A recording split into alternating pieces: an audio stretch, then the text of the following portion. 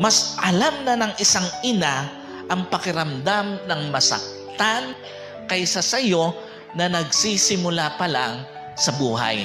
Sa mga anak po, tandaan nyo, bakit ganito ka-protective ang iyong ina? Bakit ganito na lang siya mag-alala?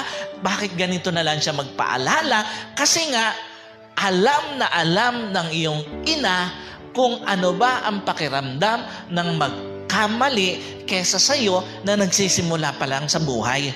Alam na alam ng isang ina kung papaano ba mapahamak kesa sa iyo na nagsisimula pa lang dito sa buhay na ito. At alam na alam ng isang ina kung papaano ba masaktan kaysa sa iyo na nagsisimula pa lang dito sa buhay na ito.